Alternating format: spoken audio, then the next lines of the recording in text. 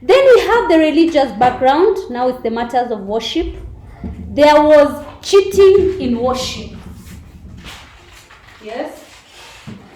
In the religious background.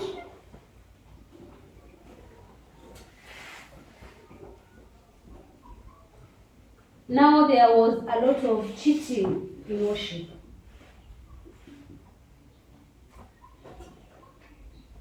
This is whereby the rich merchants could be able to go, yes, to be seen, giving a what? Giving a huge what? Offering. Also there was social injustice during this time of the, due to these rich people, many were worshipping what? Idols. This is religion. They were worshipping idols. And then there was also something called religious syncretism. What is that? This is whereby they were worshipping Yahweh alongside worshipping what? Yes, idols. That they were worshipping gods. So they were worshipping God alongside other small gods, idols.